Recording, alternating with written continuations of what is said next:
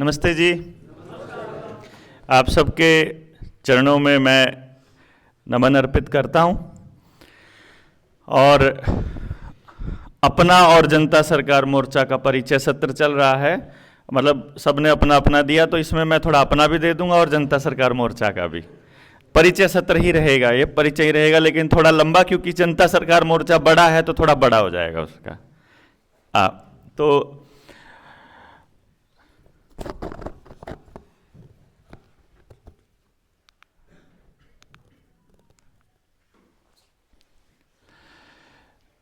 एक चीज़ जो बाकी बातों को कहने से पहले मैं आप सबको कहना चाहूँगा कि मैंने कुछ साथियों की बात सुनी कि उनका अपना भी कर्जे को लेकर के विषय है और उनका खुद का भी कर्जे पे मतलब वो परेशान है बैंकों से और उसके लिए वो यहाँ पर आए हैं।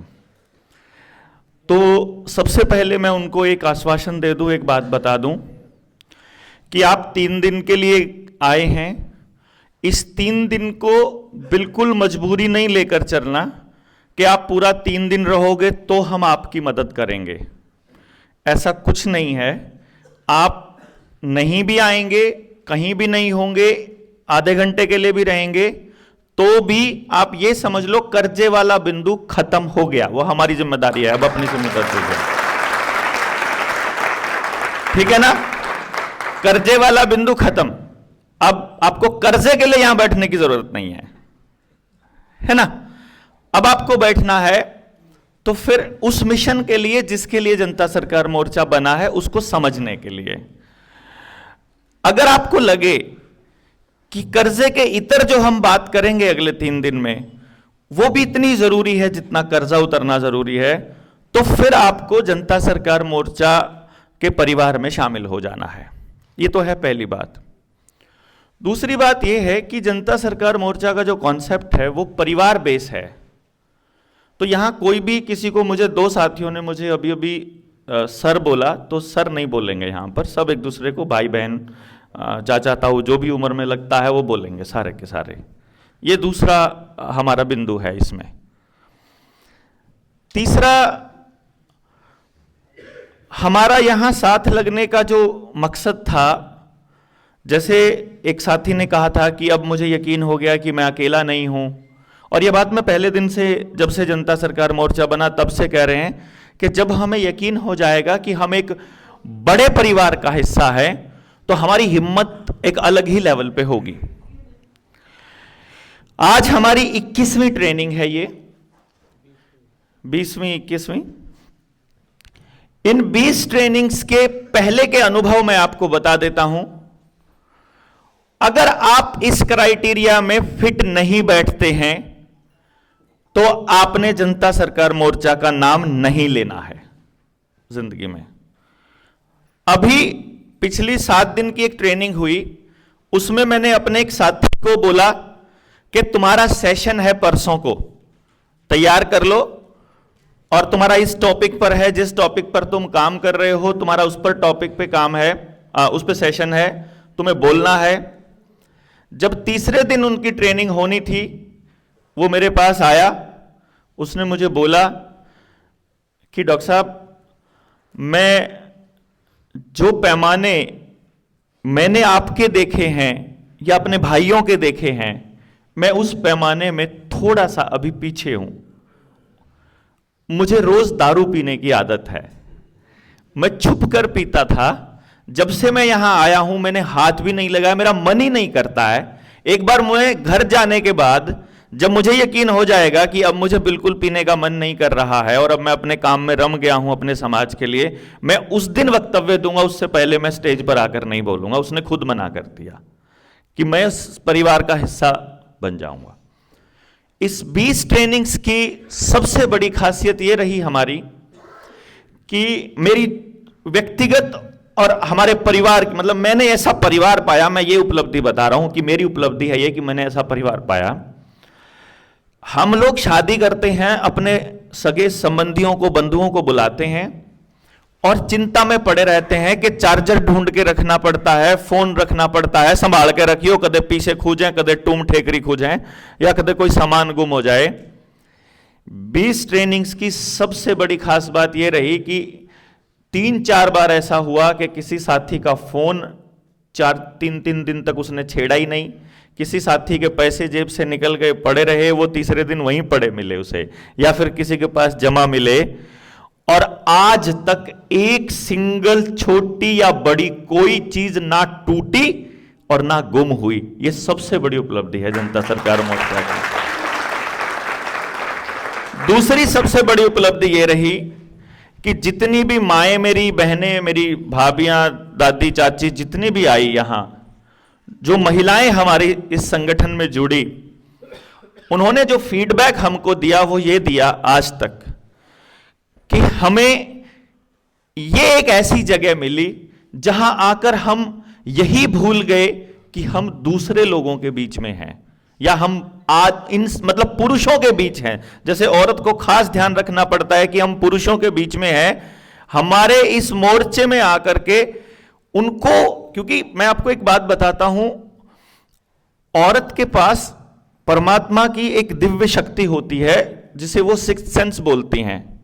वो किसी भी आदमी की नजरों में नजर मात्र 2 या 3 सेकंड के लिए मिला करके उस आदमी का पूरा कैरेक्टर बता सकती हैं कि इस आदमी की नजर कैसी है, इसकी नजरों में क्या है, लालच है, हवस है, ये निकम्मा है, ये चोर है, ये कैसा है, वो उनको पता चल जाता है, परमात्मा ने उनको दे रखा है। तो ये एक अगली उपलब्धि में जनता सरकार मोर्चा की मानता हूं कि इतने शानदार लोग हमारे इस मोर्चे में जुड़ रहे हैं, इस परिवार में जुड़ रहे हैं कि हम ये मतलब बहुत खुश होते हैं कि अगर मोर्चे का कोई साथी अगर मतलब मेरे घर में चला जाता और मैं घर में नहीं हूं, या कोई भी साथी अगर घर में नहीं है, तो हम निश्चिंत हैं कि ये मोर्चे का साथी है। तो अगर हम आपके होने से कोई साथी अगर ऐसा यहां आ गया है जिसे ये मालूम है, क्योंकि देखो हमें नहीं मालूम है आपका, आपको मालूम है लेकिन अपना, तो अगर आपको यह लगता है कि आपके लिए हमें असहज होने की जरूरत होगी जब आप हमारे घर में हमारे पीछे से आ जाएं, तो फिर आप मोर्चे का नाम मत लेना कि हम मोर्चे के आदमी, मदद हम फिर भी करेंगे आपकी, उसकी टेंशन नहीं लेनी आपने।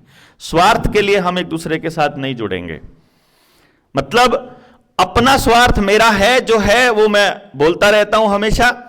लेकिन अभी हम लोग आमतौर पे क्या करते हैं, लोग मुझे बताते हैं, मैं 7 साल पहले इस मिशन पे निकला था, जब अपना सेंटर बंद करके निकला था, कि ऐसे लोग इकट्ठे करने हैं जो समझते हों, क्योंकि समझ ही समाधान है।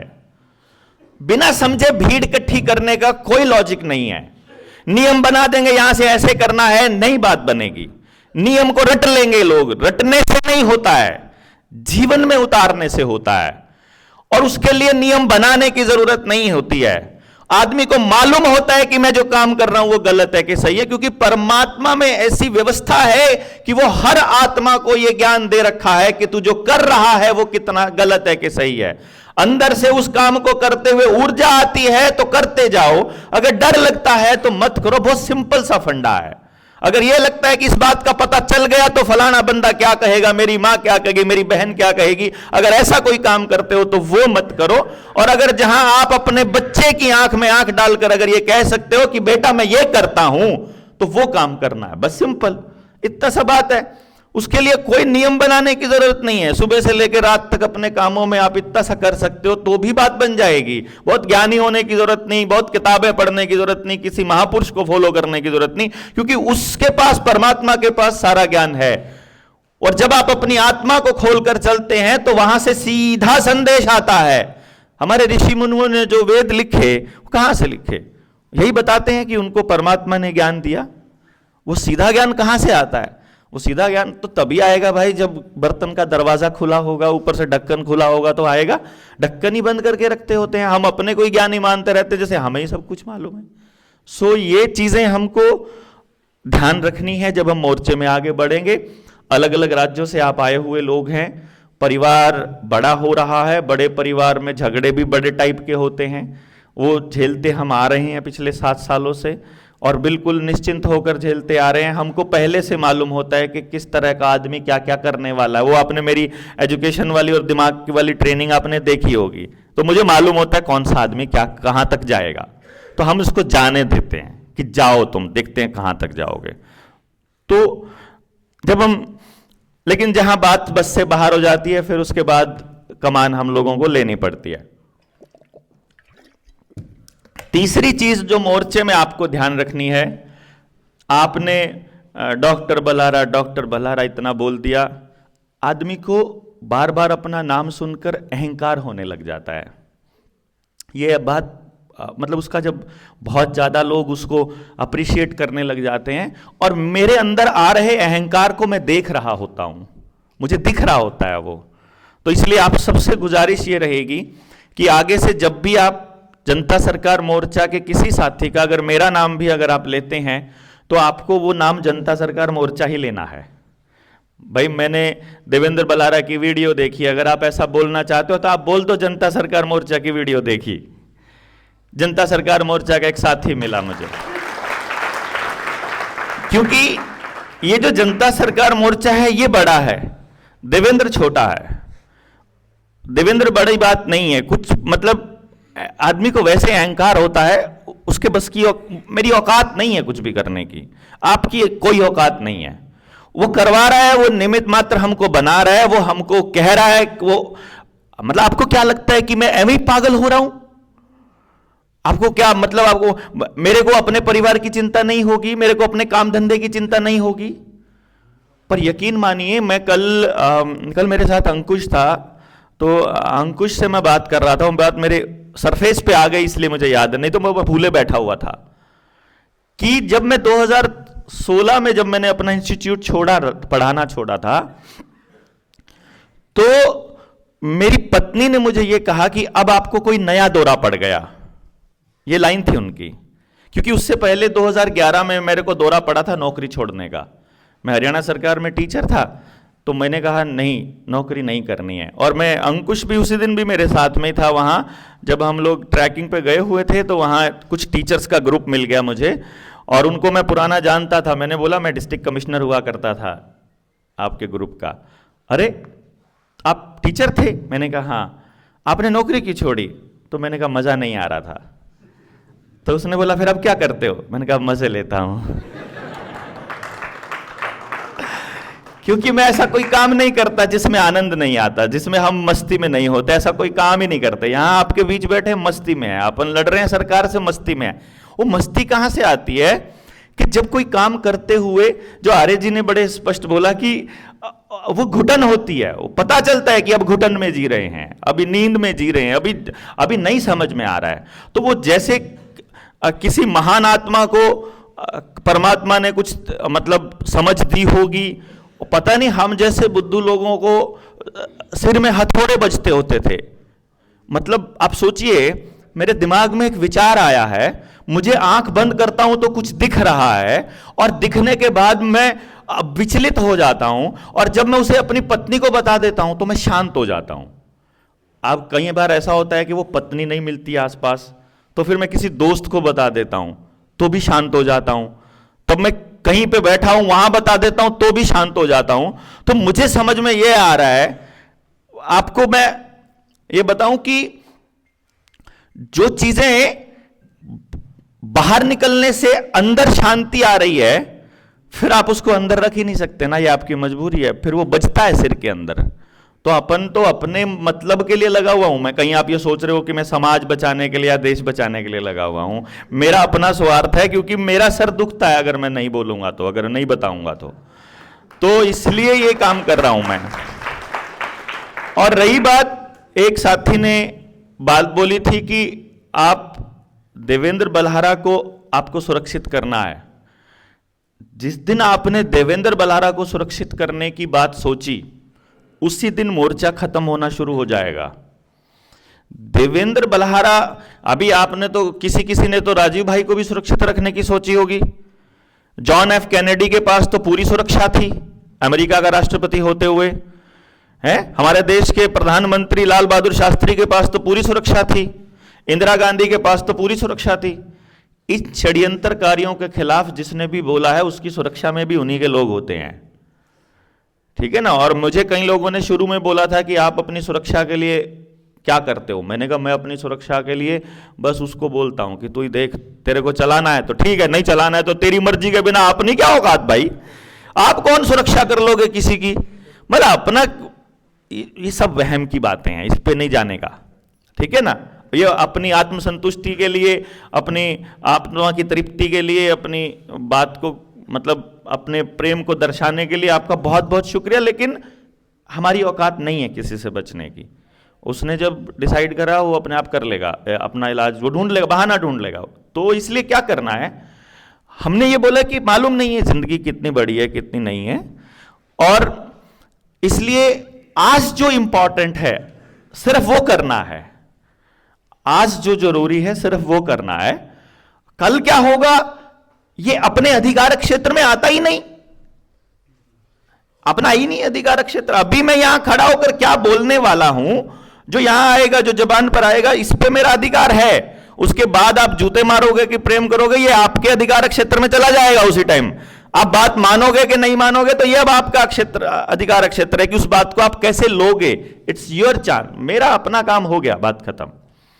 तो हमको क्या करना है, अगर आपको यह लगता है कि जनता सरकार मोर्चा बड़ा है तो जनता सरकार मोर्चा का विचार, और अगर आपको लगता है कि देवेंद्र की बात ज्यादा सटीक है तो देवेंद्र का विचार। मतलब विचार को मजबूत करना है, अपना यह काम है सबसे बड़ा। हमको आदमी को मजबूत नहीं करना है। विचार बड़ा होगा, 1000 देवेंद्र बल्लारा खड़े होंगे, लाख देवेंद्र बल्लारा खड़े होंगे, सारी बातों को समझते होंगे। आप लोगों ने कितने लोगों ने तो ये बोला कि हमें राजीव भाई को हमने सुन लिया और हम लोग इस चीज से बच गए, बीमारियों से बच गए, इन चीजों से बच गए, सरकारों के षड्यंत्र को समझने लग गए। तो जब राजीव भाई अपना काम करके चले गए और उसके बाद भी वो आपके अंदर जिंदा हैं, तो वो आदमी के शरीर को ही खत्म कर सकते हैं, विचार को नहीं कर सकते। इसलिए आपका दायित्व मेरे शरीर की रक्षा करना नहीं है, आपका दायित्व उस विचार की रक्षा करना और उसको फल फूलित करना आपका लक्ष्य रहेगा। और कोई लिखित हमने आज तक कोई नियमावली नहीं बनाई है, कोई लिखित हमने कुछ नहीं किया है कि आपको क्या करना है। हमारे को क्या लगता है, पिछली एक ट्रेनिंग के दौरान 2-4 साथी ऐसे आ गए थे जिनको पड़े पड़े जो है, देखो 2-4 ऐसे भी आए जो बोले घर में हमने आज तक किसी चीज को हाथ नहीं लगाया था, लेकिन यहां आकर हम अपने कपड़े, क्योंकि 7 दिन का था ट्रेनिंग सेशन, कपड़े भी खुद धोए, उसके बाद फिर वो अपने बर्तन भी खुद धो रहे थे, अपनी चीजें भी खुद साफ कर रहे थे, यहाँ खुद ही सफाई कर रहे थे। हमारा ये था कि जैसा शेर सिंह जी ने हमको प्रांगण दिया है, हम उससे बेहतर तो करके दे के जाएं तो हम इंसान हैं। अगर उससे खराब दिशा में दे करके जाएंगे तो हमारा फिर कोई लॉजिक नहीं है, फिर हम अधिकारी भी नहीं होंगे अगली बार उनको कहने के कि आर्य जी आप हमारे को थोड़ा सा जगह दे दो, आप 2-3 दिन न बैठने के लिए। तो वो सभी साथियों ने मिलकर के अपना योगदान भी दिया, और कुछ साथी ऐसे भी मिले जो अपनी थालियों को झूठी छोड़ देते थे। देखिए कमाल की बात क्या होता है, प्रकृति अपने आप अरेंजमेंट कर देती है।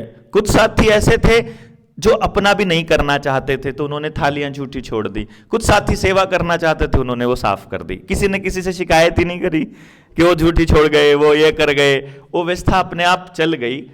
तो आपको अगर लगता है कि मतलब टेंशन नहीं लेने का, धोने का मई नहीं हो, तो आप हमें दे दीजिएगा, हम धो देंगे। लेकिन कोशिश यही करते हैं हम लोग कि हम अपना थाली अपने आप धोएं, अपना काम अपने आप करें और किसी दूसरे साथी के ऊपर उसका बोझ ना डालें। अब रही बात मोर्चे के गठन की और हमारे परिचय की। मेरा नाम देवेंद्र बल्लारा है, करनाल जिले के गांव फफड़ाना का मैं निवासी हूं। मूल रूप से मैं एक शिक्षक हूं और परमात्मा की प्रेरणा से मेरे हाथ कुछ ऐसा खजाना लग गया कि मैं इंडिया का पहला आदमी ऐसा बोलता हूं अपने आप को, और मुझे अभी कोई मिला नहीं है तो इसलिए बोल नहीं सकता हूं। कोई किसी को मिलेगा तो इसलिए मैं उस दिन बोलना बंद कर दूंगा, जिसने इस चीज के ऊपर प्रैक्टिकली काम किया है कि हम 3 साल की उम्र से लेकर किसी भी बच्चे को यह बता सकते हैं कि इस बच्चे का रियल टैलेंट क्या है। परमात्मा ने इसको किस काम के लिए, किस तरह के काम के लिए पैदा किया है, और ये कहां अल्टीमेट हैप्पीनेस इसकी क्या है, इसकी असली खुशी किस काम में है। इसको पढ़ने के लिए पैदा किया है या पढ़े हुए को प्रैक्टिकल करने के लिए बनाया है, या आर्किटेक्ट अच्छा है, या आर्टिस्ट अच्छा है, या ये प्लेयर अच्छा है, या ये संगीतकार अच्छा है, या ये नृत्य अच्छा, मतलब ये राजा बढ़िया बनेगा कि द्वारपाल अच्छा बनेगा, ये पता हम 3 साल की उम्र में लगा सकते हैं। और यही काम करना मेरा पैशन है, और जनता सरकार मोर्चा से जुड़ने का और जनता सरकार मोर्चा बनाने का यही मेरा मकसद था। मतलब जब हम चले थे, और इस व्यवस्था में जो भी रास्ते में गड़बड़े आती जाएंगी हम उनको दुरुस्त करेंगे। तो खेती, अब बच्चा अगर स्वस्थ नहीं होगा तो बनेगा क्या, क्या काम कर लेगा?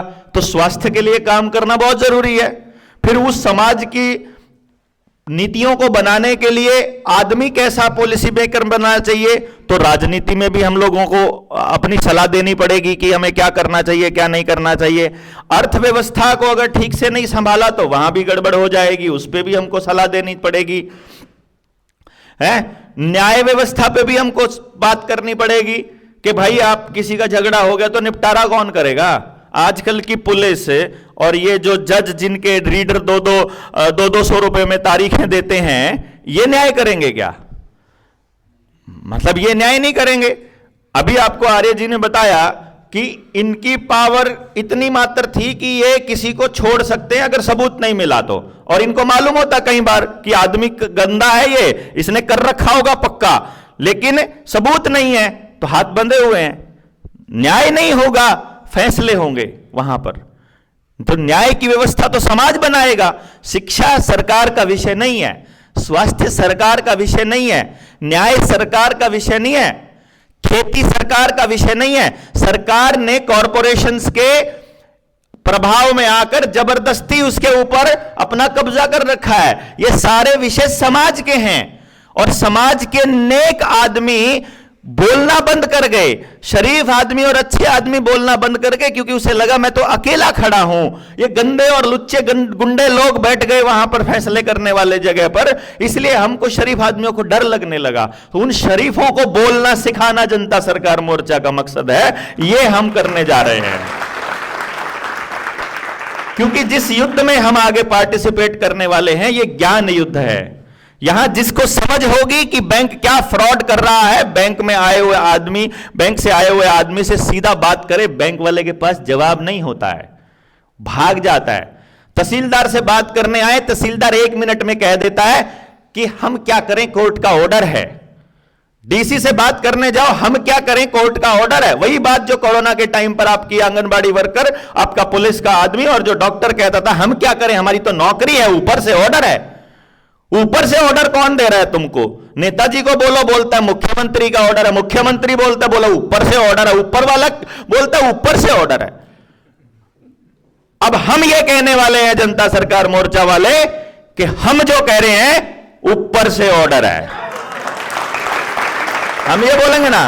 और ये हम तब बोलेंगे जब हम ऊपर हो जाएंगे, जब हम, वो लोग जो उस ऊपर वाले के साथ कनेक्टेड हैं, वो लोग तभी ऊपर होंगे जब उनको मालूम होगा कि अब हम ऊपर हैं। पता चल जाएगा कि अब हमको, कि अब हम ऊपर हैं, अब ऊपर से ऑर्डर आ गया है।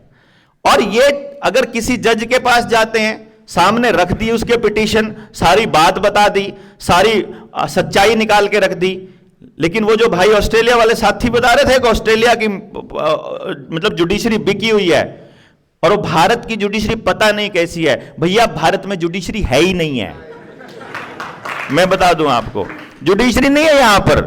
यहां तो नौकरी करने वाले लोग हैं, यहां टीचर्स भी नहीं है, यहां तो नौकरी करने वाले सर्विस पर्सन है, नौकरी करते हैं बस खाली। हम क्या करें, हम तो नौकरी करते हैं। एक बोलेंगे 1 मिनट से पहले, जज भी यही बोलता है इधर को, जैसे ऐसा लगता है जैसे पैसे वाले मुद्दे पर उनसे मतलब केस लेने की इजाजत ही नहीं है, ऐसा लगता है। हमको बोलता है एक दिन एक आदमी कि तुम्हारे ऊपर कोर्ट की अवमानना का केस लग जाएगा। मैं तो चाहता हूं लग जाए भैया। भाई देखो, ऐसी जिंदगी सड़क पे कीड़े मकोड़े वाली जिंदगी से बढ़िया ठाठ से आजाद जिंदगी जेल में गुजारना ज्यादा बढ़िया है। अगर हमने इतने लोग, इतना बड़ा परिवार कमा लिया होगा कि जज की हवा निकले अंदर करने से पहले, तो अपनी जीत, और अगर नहीं कमाया है तो अपना होना ही चाहिए ऐसा हाल। भाई अगर इतने दिनों के बाद भी अगर ऐसे लोग नहीं कमाए तो फिर ठीक है, अंदर ही ठीक है यार, फिर क्यों खामखाई की लड़ाई लड़ना है? क्यों लड़ाई का नाम लेकर के उसको भी बदनाम कर रहे हो कि हम देशभक्ति की लड़ाई लड़ रहे हैं, किस चीज की कर रहे? बात यह है कि मोर्चे का जो गठन हुआ है वो ये हुआ है कि आप सबकी आइडेंटिटी, हमने आज तक इसमें कोई प्रधान नहीं बनाया, आज तक हमारे किसी भी बैनर के ऊपर कोई फोटो हमने नहीं लगाया जिंदा आदमी का। वो हम 19 की रैली में भी बोले थे, हमने आपको बताया था कि अगर पोस्टर पे फोटो लगाना है बैनर पे तो मरना पड़ेगा उसके लिए, शरीर छोड़ना पड़ेगा, मतलब विचार दे जाओ इतना बड़ा लगा देंगे, उसमें क्या दिक्कत है? इतना बड़ा विचार जो समाज के लिए हितकारी हो वो आ जाओ, वो लगा लो, हाँ वो कोई दिक्कत नहीं है। लेकिन आदमी है ही नहीं यहां पर, और इसीलिए हमने ये कहा था कि अगर मान लो देवेंद्र ने स्टेप फॉरवर्ड लिया, पहला स्टेप, आप सब लोगों को, आप सारे के सारे जो मोती हैं इस समाज में बिखरे हुए, जो सच्चे और अच्छे लोग हैं, क्योंकि कर्जे में, जेल में और कर्जे में बेईमान आदमी नहीं है, मैं आपको बता रहा हूं, यहां वो फंसा ही हुआ है इस दलदल के अंदर, मतलब जिसको बेचारे को ईमानदारी से करने का कीड़ा है, जो सोच रहे किसी का बुरा ना करूं, तो वो क्या कर रहा है, 45 लाख रुपए का लोन ले रहा है, 5-5 साल में 10-10, 20-20 लाख रुपया भर भी दिया, अभी भी 50 लाख देना पड़ा, पेंडिंग पड़ा हुआ उसका। ओए वो शरीफ इतना है, वो उसको धमका भी नहीं सकता बेचारे को, वो शरीफ इतना है कि उसके साथ कोई लगता नहीं, क्योंकि बेईमान आदमी के साथ आज की राजनीति का स्टाइल ऐसा है कि गंदे और लुच्चे लोग पावर में बैठे, तो ऐसे ही गंदे लोगों को ही साथ मिलता है लोगों का, तो यार अच्छे लोगों का भी तो कोई साथ हो। तो इसलिए आप सबको एक दूसरे से मिलाने के लिए, आपका परिवार बनाने के लिए हम ये आयोजन करते हैं 3 दिन का। तो आपके पास एक मौका है, जिसके साथ आप आए हो उसके साथ नहीं बैठने का, उसके साथ नहीं सोने का, दूसरे जिले वाले के साथ सो, दूसरे राज्य वाले के साथ बैठो, उसके साथ रहो, ताकि आपका परिवार बढ़े। ये आपको मिलाने के लिए हमने 3 दिन बुलाया है। मेरे से मिलके क्या 5 मिनट में मिल लोगे, 2 मिनट में फोटो हो जाएगी, बात खत्म। फिर अपना दुखड़ा रोगे, मेरे को कहोगे मेरा कर्जा है, मैं बोलूंगा ले कागज इसको दे दे, बात खत्म हो गई। अब है ना, डिटेल बताने की जरूरत नहीं। तो अब तो चर्चा करेंगे, करें क्या? जो आप परेशानी में है वो हो गई, वो हो गई, अब आगे बोलो नेक्स्ट अब करना क्या है, उस पर चर्चा करनी है। यहां वो करना क्या है के लिए पहले मुद्दे को समझना, पहले समझो कि समस्या क्या है, किधर किधर है। ये समस्या बोल दिया कि बेईमाना बहुत हो गया, क्यों हो गया? बोले कोई किसी के साथ नहीं लगता, क्यों नहीं लगता? कि टीवी ने बिगाड़ दिए, कैसे बिगाड़ दिए? कि एजुकेशन खराब होगी, कैसे हो गई? नहीं समझे? जो जो चीजें खराब है हम सबको पता है। अब 2 रास्ते हैं, कोई चीज खराब हो गई, या तो उसको खराब किया गया या वो अपने आप हो गई। अगर वो अपने आप हो गई, अभी आपने सेब रख दिया, ये अपने आप हो गई खराब, ये वापस ठीक नहीं होगी कभी भी। नहीं समझे ना? अपने आप से कोई चीज खराब हुई है, एज्ड हुई है, उसका समय चला गया था, वो क्षीण हो गई है, वो उसका खात्मे का समय था, वो कभी वापस नहीं आएगी। लेकिन यदि अगर खराब की गई है तो उसको ठीक किया जा सकता है। वो ठीक करने का काम जनता सरकार मोर्चा करने वाला है। ये जनता सरकार मोर्चा का मकसद है। हमको रोना नहीं रोना है कि उसने कर दिया, उसने कर दिया। जिसने कर दिया इलाज बांधना है। थोड़े लोग हैं तो कह देंगे भाई इलाज बांधना है, ज्यादा लोग हैं कहते इलाज बांधना है। इतना सा है, मानस हो गए लड़ने वाले तो चोर लगा के जल्दी कर देंगे, नहीं हुए तो टुलक टुलक जैसा होगा लगे रहेंगे। भैया जो परमात्मा करवाता रहेगा करते रहेंगे अपने हिस्से का। देखो एक न्याय है, एक अन्याय है। कौरव पांडवों का युद्ध है, सच्चाई की और बुराई का, अच्छाई और बुराई का युद्ध है। अपने को अपनी साइड तय करनी है कि अपन किधर वाली लड़ाई लड़ेंगे। सच की एक खासियत है, आर्य जी बैठे हैं आर्य समाज से, कोई भाई है राजीव दीक्षित का समर्थक, कोई भाई है किसी दूसरे संगठन का, वो भाई राजनीतिक पार्टी से, कोई भाई समाज सेवा करने का इच्छुक, कोई किसी का, अलग अलग मत के अलग अलग विचारों के लोग यहां बैठे हुए हैं। हमारे विचार आपस में क्लैश कर सकते हैं, कभी कभी हम किसी मुद्दे पर एक दूसरे से लड़ सकते हैं, लेकिन एक बात जो परमानेंट रहेगी, आप किसी भी पंथ को मानते हो, किसी भी व्यक्ति को मानते हो, किसी को भी फॉलो करते हो, आप किसी भी विचारधारा के मतलब वो लेकर चलने वाले ध्वजवाहिनी मतलब ध्वजवाहक हो, एक चीज जो परमानेंट और शाश्वत रहेगी वो ये कि यदि आप सच की लड़ाई लड़ रहे हो तो सबकी भाषा एक जैसी होगी, अलग नहीं हो सकती। झूठ अलग अलग होता है, सच एक ही होता है। और सच की खासियत यह होती है, वो किसी के भी मुंह से आए क्या फर्क पड़ता है, मतलब वो किसी की भी जबान से निकले और उसकी खासियत एक ही होगी कि उसमें सबका भला होगा। सच की खासियत क्या होगी, वो किसी कीट पतंगे, कीड़े मकोड़े, मतलब किसी पशु पक्षी, पेड़, मिट्टी के कण, किसी एक छोटे से कीटाणु जीवाणु का भी बुरा नहीं कर सकता। सच की यही खासियत है बस। झूठ होता है जो एक हिस्से को लाभ देता है और एक हिस्से को नुकसान होता है। हमने झूठ खत्म करना है, उसके लिए हम ये सेना तैयार कर रहे हैं जनता सरकार मोर्चा के नाम पर। तो आपको अपनी आइडेंटिटी बिल्कुल खत्म करने की जरूरत नहीं है। आप जिस भी संगठन में काम करते हो अपने ही संगठन का नाम चलाओ, हमें कोई दिक्कत नहीं।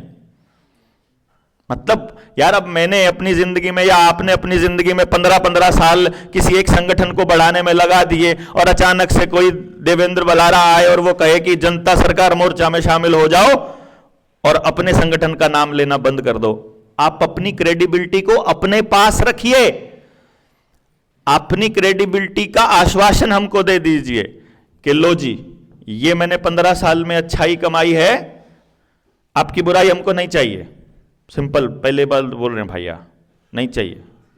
अपना लीजिए और अपना काम करवाइए और अपने बच्चों को संभालिए।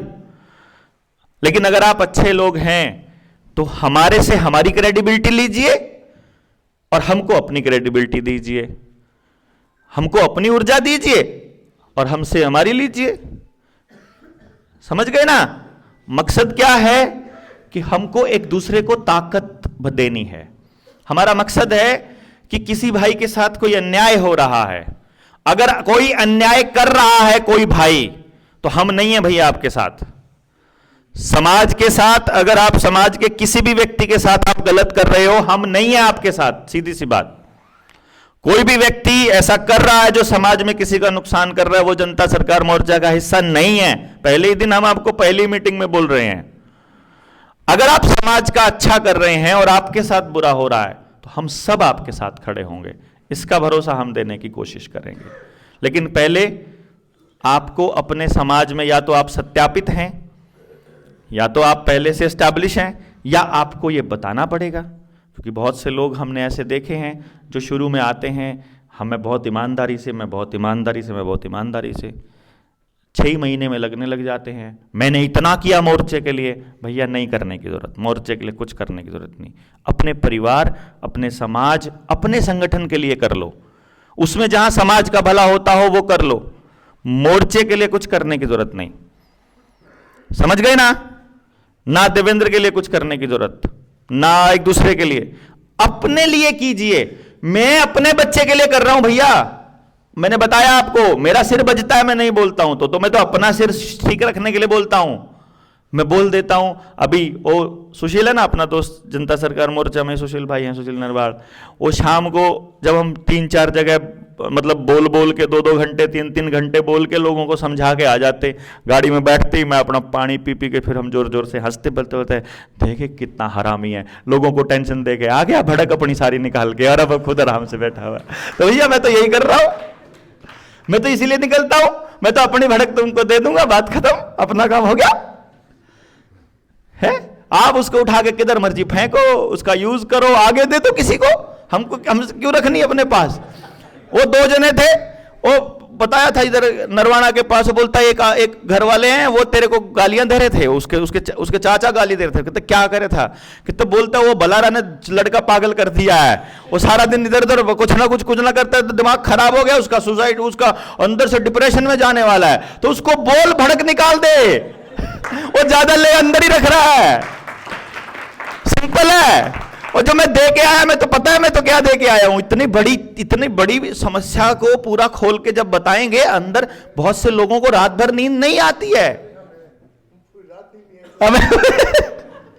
सुनने के बाद नींद नहीं आएगी, अगर समझ आ गया तो। वो नींद नहीं आएगी तो नींद लाने का तरीका क्या है? अगले दिन किसी को पकड़ा दो और को, अपन चैन से सोट।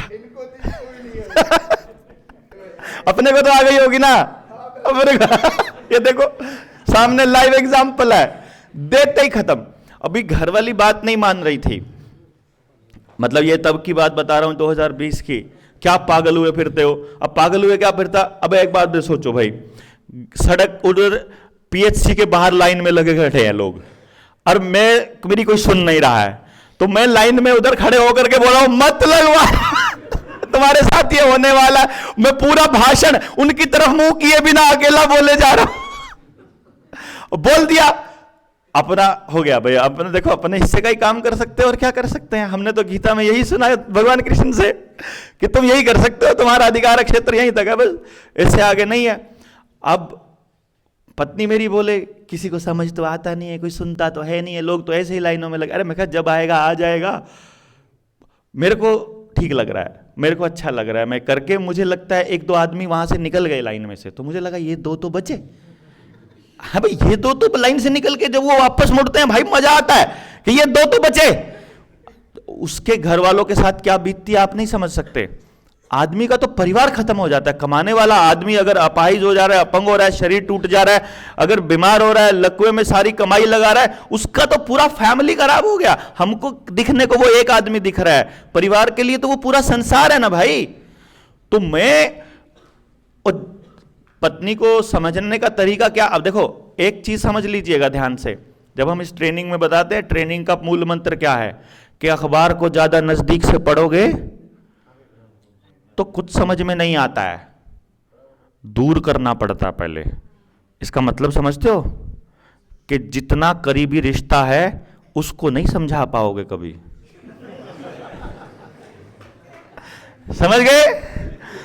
पत्नी को नहीं समझा पाओगे, अगले नंबर पे पिता माता को नहीं समझा पाओगे, और अगले नंबर पे पुत्र पुत्री को नहीं समझा पाओगे, फिर भाई बहनों को नहीं समझा पाओगे।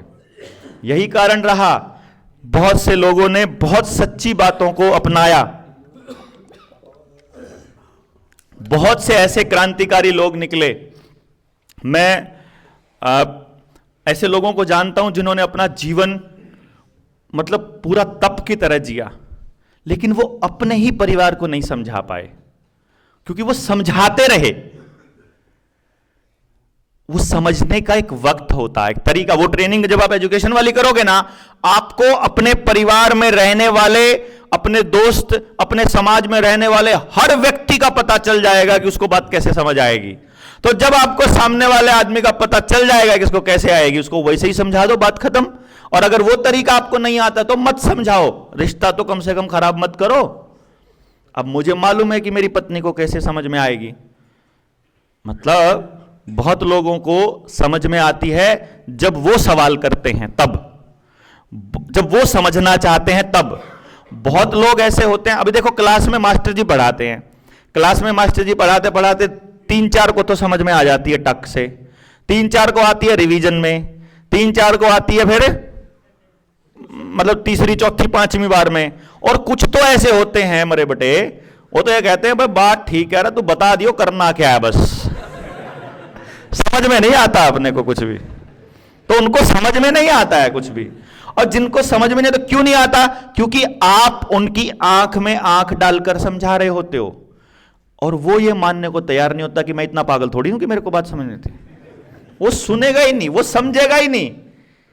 तो वो उसको समझाने का क्या तरीका है कि उसको मत समझाओ, जब वो पीछे बैठा हो तो इनको समझा लो। वो पीछे बैठा सुनता रहे, उसको धीरे धीरे आएगी समझ, उसको 30-40 बार की रिवीजन से आएगी। अब मैं पागल थोड़ी हूं, सेम भाषण, सेम स्पीच, घंटे की 2 घंटे की बोलता हूं, सेम स्पीच अपलोड करता रहता हूं, वही करता रहता हूं। मेरे को पता है कुछ लोग तो ऐसे हैं जो नशेड़ी हैं, मेरी वीडियो का नशा है उनको, लगा के कहते मैं तो लगा के ही सोता हूं। कईयों को तो नींद ही लगा के आती है, कई कहते मैं तो ड्राइविंग करते करते सुनता हूं।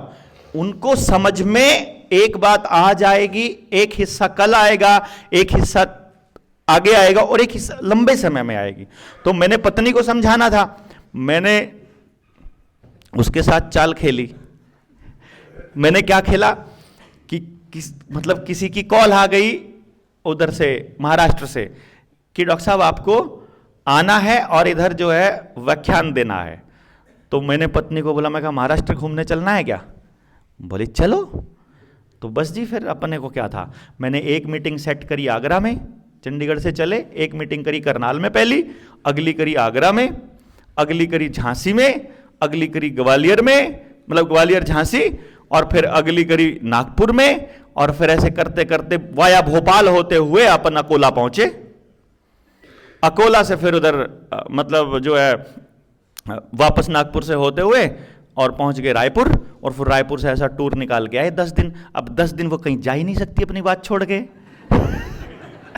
तो वो ठीक है, अब वो जिधर मैं व्याख्यान दे रहा हूं वो वहीं पे कुर्सी पे सामने बैठा रखी है, और सामने बैठा आदमी तो हिल ही नहीं सकता, वो तो सो भी नहीं सकता, क्यों, सामने कैमरा लगा हुआ है। ठीक, तो उसको तो सुनना पड़ता। अब वो सुने जा रही है, अब वो सुन रही है, बात समझ में आ रही है, फिर अगली सुन रही है, फिर अगली सभा थोड़ी बड़ी हो गई। तो बड़ी सभा जब सुनती है तो कुछ लोगों को लगता है इतने लोग सुनने लग रहे तो ठीक ही कह रहा होगा है? इतना इतना सम्मान दे रहे हैं इतने लोग तो ठीक ही मानस होगा भाई, फिर तो मेरा आदमी भी, मैं तो इसको पागल ही सोचती थी। और वो फिर आगे जाते जाते जाते, और जब वो अकोला से, और उधर फिर हमारा झगड़ा हो गया एक जगह पर नागपुर में, मैंने आरएसएस के बारे में कुछ बोल दिया और वो आरएसएस वाले ही बैठे हुए थे ठीक है, तो उधर बच गया हमारा। तो वो कांपने लगी, थोड़ी सी डरने लगी, तो अपन ने थोड़ा संभाल लिया, ठीक हो गया बात। लेकिन जब वहां से निकली तो एक्चुअली उसको डर लग रहा था, और उसने मुझसे एक सवाल पूछा कि देवेंद्र सच में इतना बुरा हाल है क्या? तो मैंने उसको बोला, अच्छा एक बात बता, मेरी अपॉइंटमेंट की वेटिंग 2 साल होती थी, मैं एक आदमी से मिलने का 1.5 लाख रुपया लेता था, मैं एक ऐसा टीचर हूं जो, आपने ऐसे टीचर देखे होंगे जो ये कहते हैं अपने बच्चे को कि हम तो पढ़ा सकते हैं जी, हम दिमाग में थोड़ी डाल सकते हैं। मैं लिखित में लेता था, मां बाप मुझे लिखित में दे दो कि तुमको इस दिमाग में से क्या निकालना है और क्या डालना है, तुमको 2 महीने में वैसा बच्चा दे दूंगा, लेकिन उसके 5 लाख रुपए लूंगा, ठीक है, और मुंह मांगी कीमत देने को तैयार थे। मुझे दुख कब हुआ जब मेरे पास पढ़ाने के लिए एक फैक्ट्री में काम करने वाले आदमी ने अपना 75 गज का प्लॉट फॉर सेल निकाल दिया। तब मुझे यह लगा, यार ये मां बाप जो गरीब आदमी है वो तो मेरे पास बच्चा नहीं पढ़ा सकता अपना, और मैं किस किस को पढ़ाऊंगा, देश में तो पढ़ाई का तो पूरा सिस्टम खराब है। तो मुझे यह लगा कि मुझे अब अपनी कॉपी क्रिएट करने पड़ेंगे, ताकि आप अपने गांव में 10-20 बलारा वाली एजुकेशन वाला पूरा सिस्टम समझ लो, वो अपने गांव में, वो अपने गांव में, तब जाके गांव सुधरेगा। और गांव नहीं सुधरा तो देश बर्बाद हो जाएगा, गांव बचेगा तो देश बचेगा। तब मैं निकला उधर से। तो मैंने उसको बोला पत्नी को कि देखो, मैं जो जीवन जी रहा था तुम्हें तो मालूम ही है, मैंने परमात्मा से प्रॉमिस किया हुआ था कि मैं कभी भी अपनी विद्या से अपनी जरूरत से ज्यादा धन नहीं कमाऊंगा। आज भी 8-9 साल हो गए हैं, 10 साल होने को हैं। 2014 के बाद मैंने बैंकिंग नहीं करी है। कोई दुनिया का एक आदमी, मैं ऑन रिकॉर्ड बोलता हूं, वीडियोस डालता रहता हूं, हजारों संख्याओं में से कोई तो एक आदमी कमेंट में लिख देता कि मैंने तेरे खाते में इतना पैसा जमा कराया था, है ना। मैंने 10 साल से बैंकिंग नहीं करी है, किसी से मैं पैसा अकाउंट में जमा करने को नहीं बोलता हूं। मेरा जितना काम होता है, मुझे जितनी जरूरत होती है, मैं पहले अपनी जरूरत पूरी करता हूं, जितना कर्जा होता है फिर उतना काम करता हूं, कर्जा उतार देता हूं। मैं आज अगर दुनिया से विदा हो जाऊं, मेरे घर वालों के पास अगले महीने का खर्चा देने के लिए नहीं है। मैं इतना ऐसा जीवन जी रहा हूं पिछले 10 साल से। तो मैंने उसको बोला, और उससे पहले मैं 4 दिन काम करता था। 4 दिन काम करो, 4 दिन में 6 लाख रुपया हो गया। महीने का खर्चा मेरा इतना ही होता था, क्योंकि बेटा मेरा लॉन टेनिस का नेशनल चैंपियन था। 25 दिन 26 दिन हम पहाड़ों में होते थे, घूमे फिरो, जितना मर्जी घूमो, किधर मर्जी घूमो। तो ऐसा जीवन जी करके, जैसे जीवन को जीने के लिए अमीर लोग भी सपना देखते हैं, वो जीवन में पहले से ही जी रहा था। मेरी इलेक्शन मैनेजमेंट कंपनी थी, यहां 6 मुख्यमंत्री ऐसे हैं जो या इस टाइम दौड़ में है या बने हुए हैं, जो मेरे से पूछ करके भाषण देते थे और हम सलाह देने का पैसा लेते थे, तो हम जो चाहें उनसे काम करवा लेते अपना। ऐसे जीवन को छोड़कर अगर कोई आदमी दर दर भटक रहा है भगवान, तब मैंने अपनी पत्नी को बताया कि अगर वो कोई दौड़ रहा है तो सच में ही इतना बुरा हाल होगा। और ये जिन ताकतों से अपनी लड़ाई है ना, वो ताकतें दुनिया को कंट्रोल करती हैं, दुनिया को, सरकारों को, ईवीएम को, पैसे को, बैंकिंग को नहीं। जो लोग सारी दुनिया को अपनी मुट्ठी में रखे हुए, अगर उनसे लड़ने के लिए अपन घर से निकले हैं तो आपको अपना हश्र पहले से ही पता है, समझ गए ना? तो आपको पहले से मालूम है कि एंड कहां जाना है, तो वो एंड होने से पहले इतने लोग तैयार कर देने। इसीलिए ये 20वीं ट्रेनिंग पहली ट्रेनिंग है पिछले 2 साल की, जिसमें हमने फेसबुक पे डाली है, मालूम है ना? वीडियो में आज से पहले हमने किसी को नहीं बताया कब ट्रेनिंग हो रही है। गुपचुप जितने लोग जागे हुए थे उनको चुपचाप इकट्ठे करो, इकट्ठे समझा दो, उनमें से अपने आप योद्धा लड़ने वाले आ जाएंगे। और पिछली 7 दिन की जब हमारी ट्रेनिंग हुई तो हमारे पास 200-250 योद्धा हो गए हैं। और हमारा टारगेट यह है कि कम से कम इसी लेवल पर बैठे हुए कि रिसर्च करनी भी आती हो, बोलनी भी आती हो, लोगों को जोड़ना भी आता हो, और वो उसके लिए उसको किसी के ऊपर निर्भर भी रहना ना पड़े। हम कम से कम 1000 लोग ऐसे तैयार करें, तब जाकर के अगले स्टेप पे बढ़ेंगे हम, ये हमने सोचा है। इसलिए ये जो लड़ाई है, इसको केवल कर्जे की लड़ाई, केवल शिक्षा की लड़ाई, केवल किसी छोटी मोटी लड़ाई को मत मान के चलिएगा। मैंने ये मानकर चला है कि हम जिस लड़ाई को आज शुरू कर रहे हैं, इसके रिजल्ट समाज के अंदर सकारात्मक रिजल्ट कम से कम 20 से 30 साल बाद नजर आएंगे, 20 से 30 साल बाद। क्योंकि जिनकी जड़ें खराब हो चुकी हैं, जो बड़ी पीढ़ी है, उसको हम ठीक नहीं कर सकते। हमको उसको ठीक करने का प्रयास करने का मतलब है उसके पत्तों में पानी मारना। अगर हम ये चीज ठीक कर सकते हैं तो हम जड़ों से कर सकते हैं, नीचे से, अगली पीढ़ी से। तो हमें क्या करना है, अगर मैं अपना उद्देश्य बताऊं, मैंने 7 दिन की ट्रेनिंग में बताता हूं वैसे, लेकिन क्योंकि अभी खाने का कितना समय बचा हुआ है? हाँ, तो इसलिए मैं थोड़ा सा खींच रहा हूं इसको नहीं तो मेरे पास आ जाता मैसेज कि खाना का समय हो गया। तो मैं बता रहा हूं, हमारा टारगेट ये है जेएसएम का कि हर गांव के अंदर एक ऐसी शिक्षण व्यवस्था हो जिसके लिए ना तो डेट ऑफ बर्थ सर्टिफिकेट की जरूरत, ना आधार कार्ड की जरूरत। बच्चा पैदा हो गया, धरती पे आ गया, तो उसको शिक्षा मिलनी चाहिए। और शिक्षा वो नहीं मिलनी चाहिए जिसमें वो अपनी जड़ें काटे, जिसमें वो गांव छोड़कर भागने की बात करे, जिसमें वो अपनी जमीन बेचने की बात करे, जिसमें वो किसी का नौकर बनने की बात करे। शिक्षा वो होनी चाहिए कि समाज मिलकर उस बच्चे को तैयार करे, जैसा परमात्मा ने उसको बनाया है उसके उन्हीं गुणों को बाहर निकाले और फिर समाज के लिए इस्तेमाल करने के लिए वो बच्चा तैयार हो। ऐसी शिक्षण व्यवस्था तैयार करनी है। अब ये सोच बनने में कितना समय लगेगा सोचिए आप। सोच बदले बिना परिवर्तन नहीं होगा, सोच बदले बिना। इसलिए जो इतना बोलना जारी है ये केवल और केवल सोच बदलने के लिए है। आज नहीं समझ में आएगा, कल आएगा, कल नहीं आएगा 5 साल में आएगा, 5 में नहीं आएगा 10 साल में आएगा, 10 में नहीं आएगा 20 में आएगा, कभी तो आएगा। राजीव भाई जो बोला करते थे वो तो बोलकर चले गए, उनका बोले हुए से कितने बच्चों की जान बची है पता, पूरे परिवार के परिवार बचे हैं। तो ऐसा नहीं होता कि किया हुआ वेस्ट हो जाए। परमात्मा ने अगर प्रेरणा दी है, उस प्रेरणा से हम जो भी करेंगे, जो भी लालचवश होकर नहीं, प्रेरणा से अंदर से जब आएगा, उससे हम जो भी करेंगे वो यहां बीज रूप में पड़ा रहेगा। जितने यहां बड़े बड़े पेड़ देख रहे हो, दरख्त देख रहे हो, मोटे मोटे तने हो गए हैं, वो कभी इतने से हुआ करते थे बीज के रूप में। वो बीज है जो आप ये काम कर रहे हो। क्या पता हम जीते जी इस बीज का फल खाएं, क्या पता हम ना खाएं। अगर ये बात भगत सिंह जैसे लोग सोच लेते तो कि अगली पीढ़ियां आजाद होंगी, हमें क्या फायदा मर के, तो हम नहीं होते शायद आजाद। तो इसलिए हमारा काम क्या है कि हमारा काम उस सोच पर काम करना है। यह मानकर काम करना है कि जनता सरकार मोर्चा का एक एक आदमी, इंक्लूडिंग देवेंद्र, क्योंकि देवेंद्र को मैंने बोला हमने कोई प्रधान नहीं बनाया है, और अगर ये पहला कदम अगर मैंने रख दिया था तो आप ये मानकर चलिए कि मैं हूं फर्स्ट अमंग द इक्वल्स, हम सब बराबर हैं। इसलिए हम ये कहते हैं यहां सर सुर का कोई सीन नहीं है।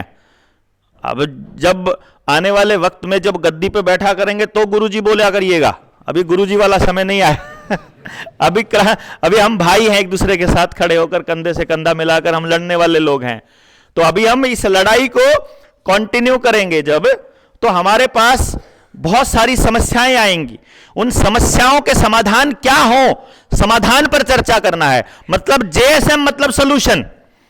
अब अभी हम अगर कम लोग हैं, अभी कम लोगों का सॉल्यूशन कर पा रहे हैं, अभी हम पूरा सॉल्यूशन नहीं कर पा रहे हैं, कोई बात नहीं, जितना हो रहा है कर तो सॉल्यूशन रहे हैं ना। हम किसी को गालियां नहीं दे रहे हैं कि ये हो रहा है, ये नहीं करते, ये निकम्मे, वो तो ठीक है, समाज को बताने के लिए, जगाने के लिए अंदर से कुछ बोलना पड़ता है, पर रियल में हमारा मकसद समस्या का समाधान करने पर है।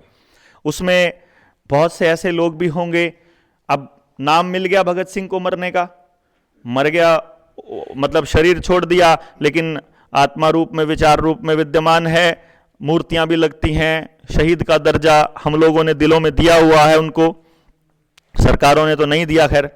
लेकिन बात यह है कि ऐसे भी बहुत क्रांतिकारी लोग होंगे उस यात्रा में जो लड़े, जिन्होंने आत्म बलिदान दिया, जिन्होंने अपना सब कुछ त्यागा, और उनकी आज कहीं गिनती नहीं है। तो ये भी खतरा रहेगा आप सबके साथ कि कहीं गिनती ही ना हो, कहीं कोई पूछे ही ना, है, और संभावना है। इसलिए हम ये भी कोशिश करने में लगे हैं कि जो ईमानदार साथी हैं, जो दिल से समाज के समय लगे हुए हैं, कम से कम उनके परिवार एक दूसरे को समझें। इसलिए हम ये भी कहते हैं कि अगर हम सहपरिवार एक दूसरे से जुड़ेंगे तो मेरे ख्याल से हम ज़्यादा सुरक्षित महसूस करेंगे। हमें असली पता होगा कि ये लड़ने वाले लोग थे, और लड़ने वाले लोगों के परिवारों को अगर 5-4 परिवार जानते हैं तो हमारे साथियों तक, सारों तक बात चली जाएगी। और ऐसा हुआ भी, पीछे किसी साथी को जरूरत पड़ी तो अपने ही परिवार के साथियों ने साथ खड़े होकर के उनका वो दुख दर्द बटाया भी। लेकिन बात यह है दोस्तों कि हम जो चले हैं वो नींव का पत्थर बनने चले हैं। हम जब चले थे हमें नहीं मालूम था कि इतने अच्छे अच्छे लोग मिल जाएंगे। सोचा तो था ऐसा करें, बहुत से लोगों ने सोचा होगा मैं अपने गांव के लिए काम करूं, कोई मंडल बनाया, कोई दल बनाया, कोई ग्रुप बनाया, ग्रुप बना के सेवा करने लगे, और फिर 6 महीने बाद, साल बाद, 2 साल बाद, ये तो किसी को आता ही नहीं समझ, यार कुछ नहीं होता है, कुछ नहीं। ऐसे बहुत लोग हैं ना, हम सब ने मेरे ख्याल से ट्राई कर रखा होगा थोड़ा या ज्यादा, कहीं ना कहीं थोड़ा थोड़ा, 2-2 महीने, 5-5 महीने ना, और देखा होगा कभी लड़ाई बजती है कि पैसा किसने खर्च ज्यादा कर दिया, किसने कम कर दिया, कौन खा गया है। कभी लड़ाई बजती है फोटो अखबार में, मेरा क्यों नहीं आया, इसका क्यों आ गया, मेरा नाम क्यों नहीं आया। कभी बजता है कि तूने मुझे उजर क्यों नहीं बुलाया, तूने मेरे बारे में ये क्यों नहीं बोल दिया, और वो सारी क्रांतियां मर जाती हैं। आज तक भैया हमारे इस यात्रा में 20 ट्रेनिंग्स तक हमने तो अखबार में दिया ही नहीं, किसी का ही नहीं दिया, अपना भी नहीं दिया, किसी का नहीं दिया नाम। हमने अखबार वालों को बताया ही नहीं कि हम यहाँ कोई काम कर रहे हैं, क्योंकि हमारा मानना यह है कि काम ज्यादा करें, बात कम करें, समाधान ज्यादा करें, गाएं कम। आपको क्या लगता है, लॉकडाउन खुलवाया जेएसएम नहीं खुलवाया ना, जेएसएम ने खुलवाया, मास्क जेएसएम ने हटवाया। आज भी चाइना में कोरोना चल रहा है, अमेरिका, ऑस्ट्रेलिया में 5-5, 6-6 डोज लग चुकी हैं, और अगली की तैयारी चल रही है मीडिया के थ्रू। और इंडिया में आके दिखा दो भारत में आके दिखा दो, है? कहने को तो बहुत बड़ी बड़ी हम बोल सकते हैं बड़े बड़े मंचों से कि हमने बंद कराया, पर उससे क्या हो गया? जो यात्रा चले थे व्यवस्था परिवर्तन की, वो तो नहीं हुई ना। तो जब तक वो नहीं हो जाती, फालतू गाने की जरूरत नहीं है। वो एक स्टेप है, एक सीढ़ी कदम बढ़ो, हिम्मत बढ़ाओ अपनी कि ये कर दिया भाई। लेकिन उसको दिखा दिखा के खाना नहीं है हमने, है ना, उसको दिखा दिखा के गाना नहीं है। जो कर दिया वो इसलिए किया क्योंकि हमें लगता था वो करना चाहिए और वो हमारा फर्ज है, इसलिए नहीं किया कि वो करें तो हमारा गीत गाएं। लोग गीत गवाने के लिए नहीं गाया, वो इसलिए किया क्योंकि करना चाहिए। तो आप सबने जेएसएम के साथ जुड़ करके वही करना है जो अंदर से आवाज आए कि ये करना चाहिए। जहां आपको लगे कि आदमी गलत बोल रहे हैं, नहीं करना है, बिल्कुल नहीं करना है। आत्मा को मार के बिल्कुल नहीं करना है। हमको किसी का एहसान नहीं चाहिए कि भैया तुम्हारे कहने से मैंने ये कर दिया, नहीं करने की जरूरत है। अंदर से आवाज आए तो ही करना। आपको लगे ये आपका काम है, आपको लगे ये आपके बच्चों को बचाने के लिए है, आपकी अगली पीढ़ी को इसका कुछ लाभ होगा तो ही करना, नहीं तो नहीं करना। किसी के लिए कुछ करने की जरूरत नहीं है, हमें भी नहीं है। मैं भी जो कर रहा हूं अपने बच्चे को एक बेहतर समाज देने के लिए कर रहा हूं। मैं इसलिए नहीं कर रहा हूं कि मुझे समाज की ज्यादा चिंता है। हर आदमी को अपने बीज की चिंता होती है कि मेरा बीज नाश ना हो जाए। हर जीव जंतु अमर होना चाहता है और उसके अमरत्व का एक ही तरीका है, अगली संतान। बीज है अमरत्व का तरीका। तो अगला पेड़ अपना बीज छोड़कर जाता है, जानवर अपना बीज छोड़कर जाता है, इंसान अपना बीज छोड़कर जाता है, और बीज खत्म होने के कगार पर है। और ये बीज कंट्रोल करना चाहते हैं, खेत का भी, डंगरों का भी, इंसान का भी, और उसी के लिए सारा प्रपंच रचा हुआ। ये तो सारा समझते ही हैं आप लोग। वो बीज का जो कंट्रोल करने का जो खेल है, उसको हमें इनको नहीं देना है, और उसके लिए लड़ाई है। तो ये मेरी अपनी व्यक्तिगत लड़ाई है। मैं तो आपसे मदद मांग रहा हूं, आपकी भी व्यक्तिगत लड़ाई है, तो आप साथ आएंगे। नहीं है तो फिर हम एक टाइम के बाद हमने अलग होना ही है। तो अब इससे बेहतर है आज ही हो जाए।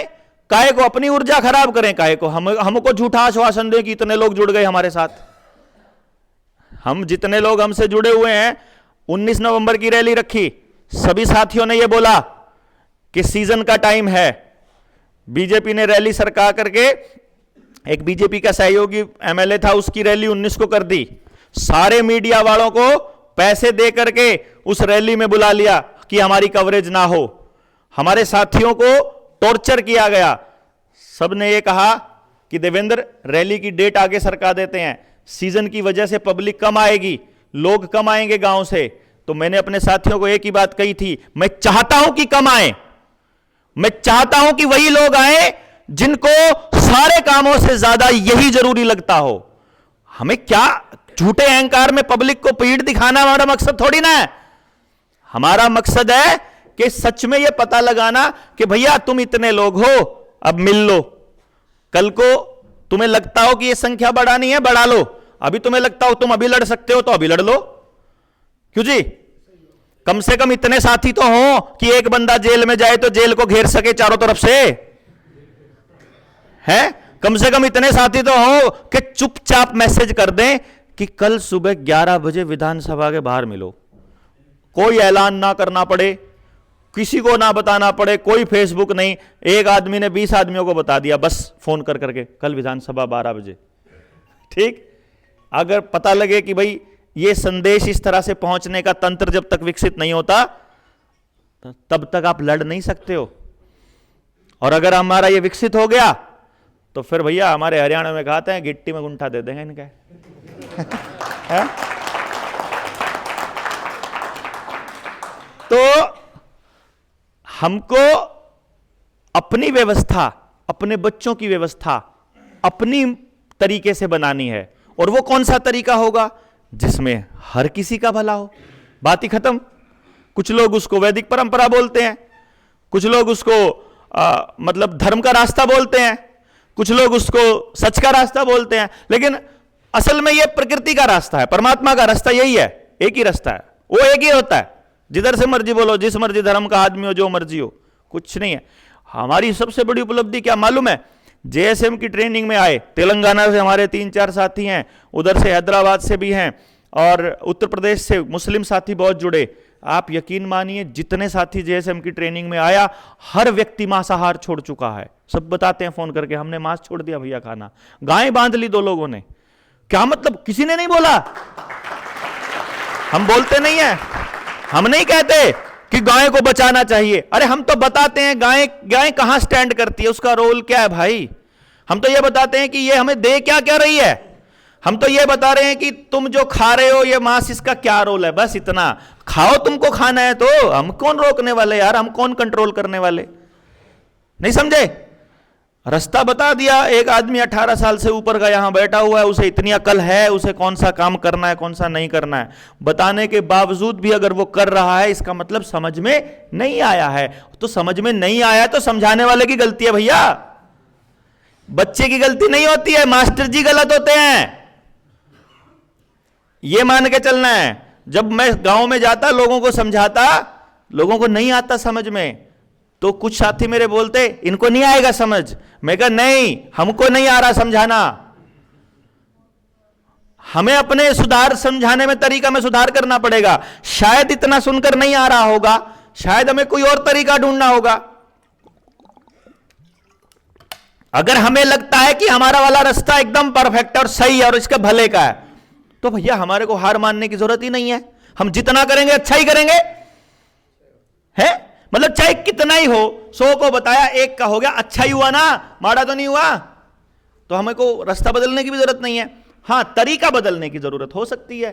तो वो जो रास्ता हमने चूज किया, उसमें जो मैंने बता रहा था कि गांव की सोच बदलनी पड़ेगी। मैं वहीं पे फिर आता हूं कि हमारा मकसद क्या है, एजुकेशन पे जो काम करना। तो अगर गांव के बच्चों को वैसे तैयार करना है, तो उस गांव में उस तरह से सोचने वाले मां बाप भी तो होने चाहिए। मां बाप अगर उस कॉन्सेप्ट में शामिल होंगे तो ही तो ये बात बनेगी। तो हमने एक प्लान किया कि हम 2024 का ये साल है ना, जो ये बड़ा क्रूशियल ईयर है हमारे लिए, हरियाणा के लोगों के लिए, क्योंकि 24 में चुनाव है लोकसभा के, और 24 में ही चुनाव है विधानसभा के हमारे हरियाणा के, और बहुत से साथी हरियाणा से जुड़े हुए हैं। तो अभी बहुतों के अंदर के एमएलए जागने वाले हैं, एमएलए और एमपी। इतनी लोग देख करके उनको यह लगता है कि अब हम विधानसभा में पहुंच करके चीजों को ठीक करेंगे, उनको ऐसा लगता है, उनको ऐसा फील होता है, ठीक है। तो वो जो होगा उनकी छटनी हो जाए एक बारी कि वो वाले कौन से हैं। हमारा तो होता है, आप में सब में से अगर किसी का चुनाव लड़ने का मन कर रहा हो, हमको पहले बताइए कि मैं लोगों से इसलिए जुड़ रहा हूं क्योंकि मेरे को चुनाव लड़ना है। भाई कोई गलत थोड़ी है यार चुनाव लड़ना, कोई राजनीति में पार्टिसिपेट, इलेक्टोरल पॉलिटिक्स में आपको भाग लेना है तो आप लीजिए। हम जो कर रहे हैं ये भी राजनीति ही है असल में। तो भीड़ इकट्ठी करना, लोग इकट्ठे करना, विचार बड़ा करना, इसी को राजनीति बोलते हैं। मतलब ये राजनीति ही है, लेकिन इलेक्टोरल पॉलिटिक्स में जाना वो एक अलग पॉइंट है। वहां जाने के बाद क्या करना है, अगर ये पहले से निश्चित हो तो हम तुम्हें लेकर के जाएंगे यार, क्या दिक्कत है।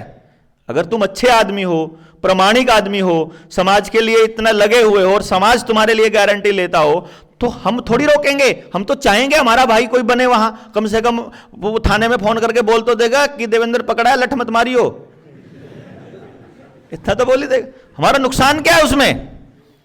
तो और फिर वो बोलेगा उस मंच से तो थोड़ा बड़ी आवाज होगी। तो हमें वहां पहुंचने में दिक्कत नहीं है, लेकिन झूठ बोल करके, झूठी दिलासा दे करके, बिना अपने आप को तैयार किए अगर वहां जाने की इच्छा रखने वाले हैं तो उनकी पहचान हो जाएगी 2024 में। और मेरे बारे में भी बहुत लोग बोलते हैं, 2018 में भी बोलते थे। जब 18 में मैं बहुत से लोग इकट्ठे कर लेता था, वो तो लॉकडाउन के बाद बहुत से लोगों ने मुझे मेंटल घोषित कर दिया, पुराने वाली सोच वालों ने, क्योंकि मैं तब एजुकेशन के मुद्दे पर इकट्ठा कर रहा था लोगों को।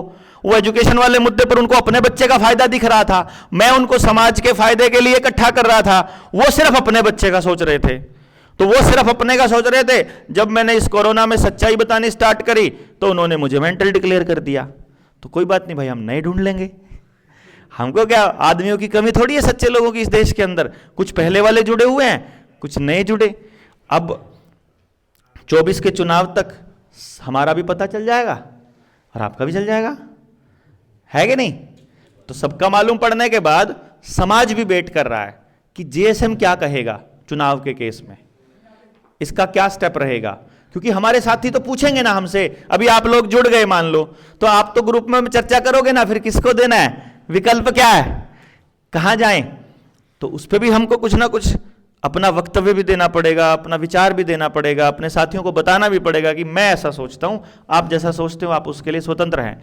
तो 24 में समाज को मालूम पड़ जाएगा कि ये लोगों का विचार क्या था, इनकी राजनीतिक विचारधारा कैसी है, इनकी सामाजिक विचारधारा कैसी है। और 24 के चुनाव के बाद मैं एक यात्रा पर निकलने वाला हूं, क्योंकि देखो आप लोग जो हैं वो मेरे वो बीज हैं जो हम रखकर भूले हुए थे, या फिर कह लो राजीव भाई के, या कह लो कोई साथी आर्य समाज का है, कोई साथी किसी और समाज से है, तो वो सब समाज के लिए काम करने वाले लोग अपने बीज डालकर भूल जाते हैं, जैसे गिलहरी भूल जाती है ना, और अचानक से फिर जंगल उगा मिलता है वहां पे। ऐसा होता है, जंगल के उगने का उसमें गिलहरी का सबसे बड़ा योगदान रहता है।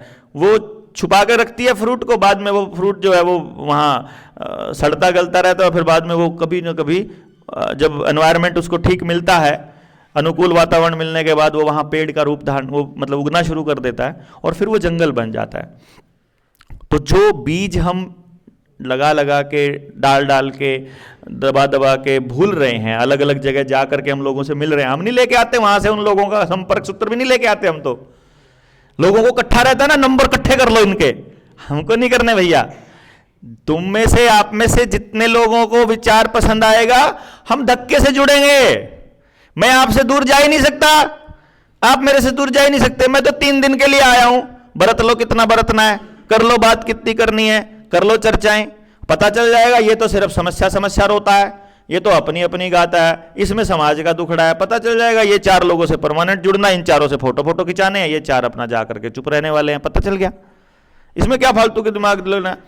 तो वो जो यात्रा, यानी कि जितने ये बीज हैं, अभी इस फसल को, मतलब आप फसल हैं हमारी जो हमने बीज बोए हुए हैं, इस फसल को काटने का फिर वक्त आएगा।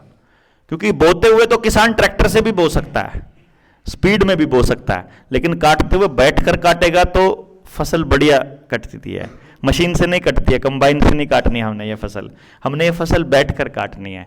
तो हम पैदल निकलेंगे हर गांव को जगाते हुए पूरे हरियाणा में, और हमारा टारगेट ये है कि हम 7000 गांव हैं हमारे पास हरियाणा के अंदर, 6800 के करीब हैं।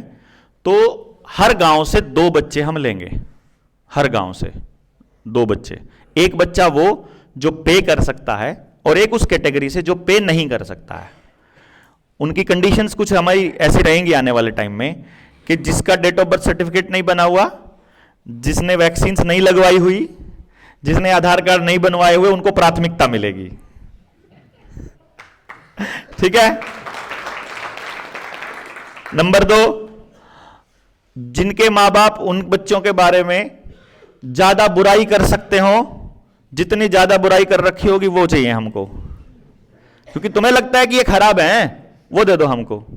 हमको मालूम है कि ये परमात्मा के बनाए हुए हीरे हैं, हमको पता है कि ये कितने गजब बच्चे हैं। उनको लेकर के और फिर उन बच्चों को समाज के लिए तैयार करना। क्योंकि अगर ये 10 गांव की कैटेगरी ले ली हमने और इन हर गांव से हमने 2-2 बच्चे ले लिए, जनसंख्या ज्यादा है तो ज्यादा हो जाएंगे, लेकिन मैं एवरेज मान के चल रहा हूं कि ये 20 बच्चे अगर हमने ले लिए तो 20 बच्चे एक 10 गांव के क्लस्टर को समझाने के लिए काफी हैं।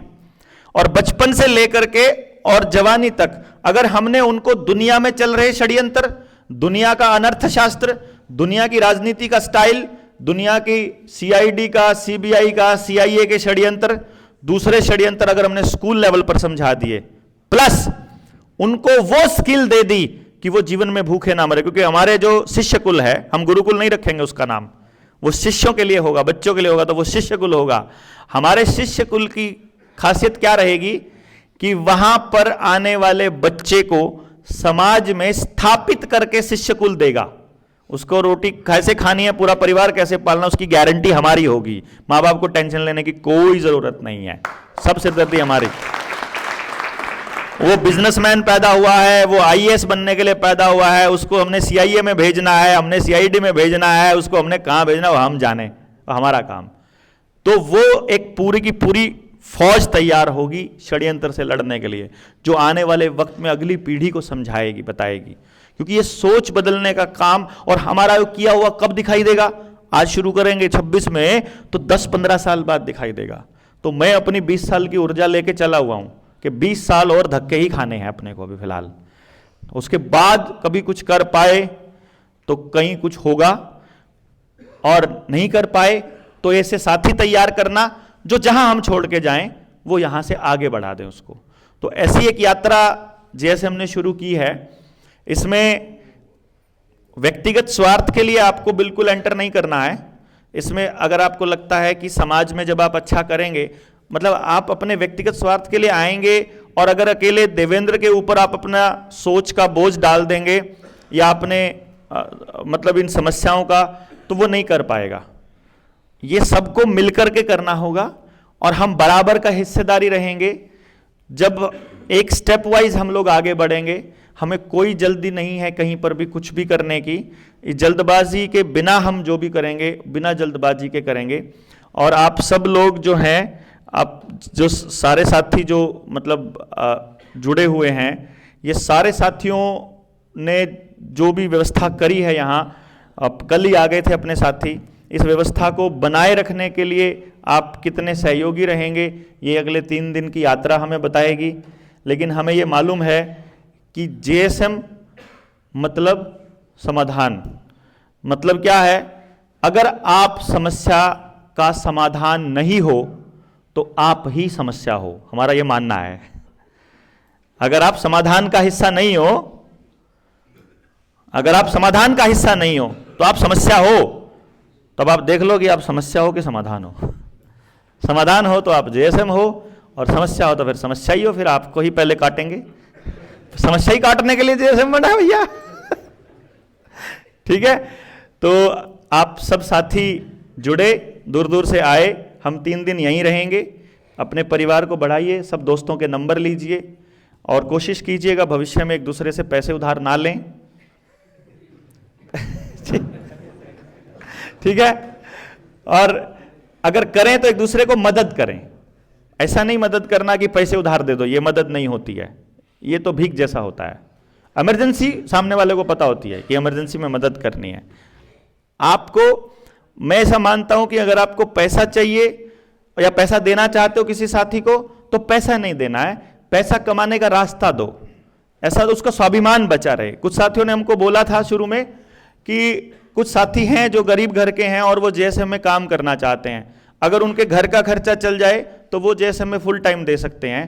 तो हमने बोला भैया नहीं चाहिए, पहले से कमिटमेंट करके हम किसी को नहीं लेकर आएंगे, क्योंकि बेरोजगारों की कमी नहीं है इस देश के अंदर।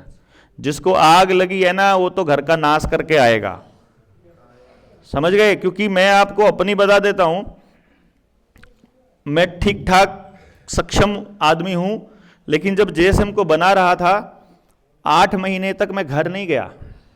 2022 में मैं टोटल 14 दिन घर गया था पूरे साल में। जेएसएम बनने के बाद 14 दिन मेरी घरवाली लिख के रखी हुई है। मैंने बोला तू लिख के रखी है? बोला लिखने की क्या जरूरत है, हमको मालूम ही है। वो कैसे लिखा है कि मैंने कहा यार तुमने वो तारीख तो नहीं लिखी हुई? कहते लिखी हुई, देख 2 घंटे के लिए आया था, तू बैग बदल के चला गया था। मैंने कहा चल ठीक है, कोई बात नहीं। और हमने कोई कमाई भी नहीं की, तो मैं उस दर्द को महसूस कर सकता हूं कि जब 8 महीने तक आप मकान का किराया ना दो, मैं किराए पे रहता हूं, तो मकान मालिक क्या करता होगा। तो जब मेरे को मेरी घरवाली ने बोला फ़ोन करके कि या तो हमको गांव में छोड़ाओ या इसका किराया दे दो, यहाँ रोज़ की रोज़ आकर के जीना मुश्किल कर रखा है, तो सब उस हर क्रांतिकारी के साथ होता ही होगा, ये तो मैं समझ सकता हूँ। जब उसके बच्चे की फ़ीस नहीं जा रही होगी, जब उसका खर्चा ही नहीं चल रहा होगा, तब तो हमने तो आज तक कभी डोनेशन भी नहीं लिया था। हमें तो मांगना ही नहीं आता था मेरे को, तो मतलब मैं आपको सही बताऊं कि मतलब अलग ही अकड़ में रहने वाला आदमी था मैं। लेकिन फिर मैंने देखा कि अपने घर से आप कब तक समाज के लिए करते रहोगे, तो समाज का काम समाज के ही पैसे से होना चाहिए, उसके सहयोग से ही होना चाहिए। तो हमने लोगों को कहा कि आप हमें थोड़ा सहयोग कीजिए, ताकि हम लोग ये कम से कम इस व्यवस्था में, जो साथी अभी कितने सारे साथी हैं जेएसएम के, मतलब आप सोच नहीं सकते हैं, जिन लोगों ने 2 साल जेएसएम को यहाँ तक पहुँचाया है, मतलब सबके घर उजड़ चुके हैं, सही बताऊँ। क्योंकि मैंने मदद नहीं करी किसी की भी, मैं इतना कड़क था इस मामले में, और वो उनके अंदर भी आग थी, उनको इससे बेहतर कुछ लगा नहीं, तो घर वालों ने भी अपना मतलब साथ छोड़ दिया। घर वाले भी गालियां दे दे के घर से निकाल, 3-4 दोस्तों को तो घर से निकाल दिया अभी। तो मैं बोल रहा, मैं कोई नहीं, इकट्ठा रहेंगे यार, टेंशन ना लो।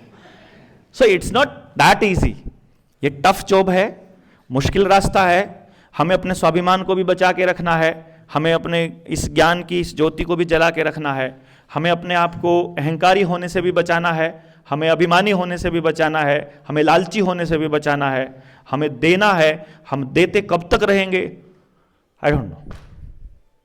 तो अभी खाना खाइए। जय हिंद, जय भारत।